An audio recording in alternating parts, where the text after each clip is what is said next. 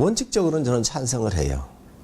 소득이 높고 재산 규모가 큰 분들에 대해서 사회적 책임을 좀 더 맡아달라고 요구하는 것은 저는 방향에선 맞다고 보고요. 그런데 우리가 과연 부유세라고 하는 항목으로 꼭 세금을 징수할 것인가? 이게 많은 숫자가 아니거든요. 그래서 방향성에서는 찬성을 하지만 부유세라고 하는 항목으로 우리가 특정 지어서는 좀 곤란하지 않느냐.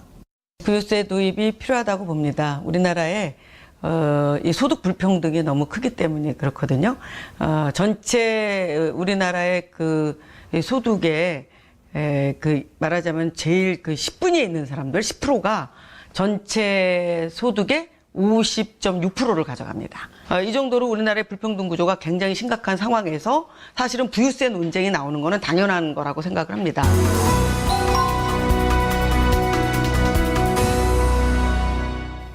물론 이제 지금 당장에 전면적인 도입을 하거나 뭐 이렇게 되기는 쉽지는 않다고 보고요. 그러나 일단은 논의는 좀 더 적극적으로 해야 된다. 우리나라도 이제는 더 이상 이 소득의 불평등의 이 심각한 상태를 그대로 방치해둘 수는 없고, 특히 국회에서 여러 가지 이런 정책적인 차원의 또 입법 과제라고 보거든요. 그런 측면에서는 논의를 해야 된다고 보고, 또 여론조사 결과를 보더라도 국민들의 67% 정도가 이 부유세를 도입하는 거에 대해서는 굉장히 찬성하고 있는 그런 상황입니다. 그렇기 때문에 우리가 당연히 국회에서는 이런 부유세에 대한 도입에 대해서 적극적으로 논의를 할 필요가 있다 이렇게 보고요.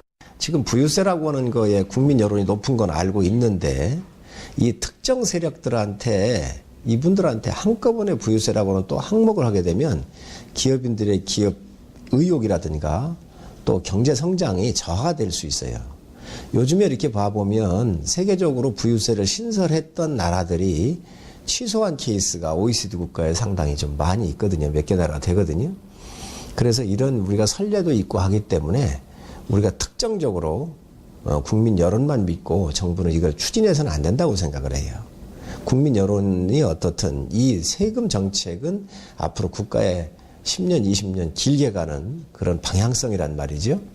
그래서 이런 부분들에 대해서는 좀 신중하게 다른 항목하고 균형 있게 좀 얇고 넓게 걷는 게 맞다, 이런 생각을 갖고 있습니다.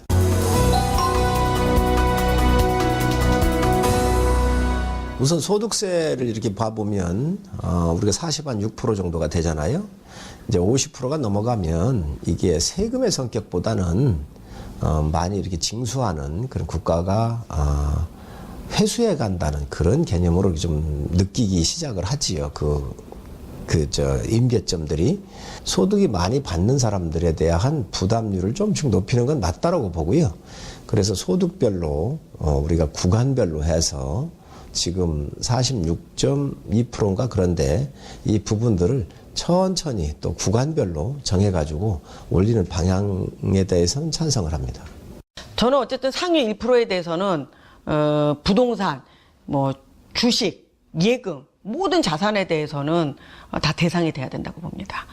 물론 그 대상의 규모를 어느 정도로 할 것이냐, 뭐 상위 1%에서 5% 내지는 뭐 5%에서 10% 해서 전면적으로 다 똑같이 그러면은 그 과세를 할 것이냐, 아니면은 좀 더 차등을 둘 것이냐라고 하는 여러 가지 이 체계에 대한 문제에 대해서는 좀 더 진지한 그리고 면밀한 논의가 필요하다고 봅니다. 또 중요한 거는 이제 이런 것들을 논의할 때는 상당히 또 국민적인 공감대를 형성해 나가고 그런 속에서 뭔가 적정한 수준으로 합의가 되는 것이 필요하다고 봅니다. 시간 관계상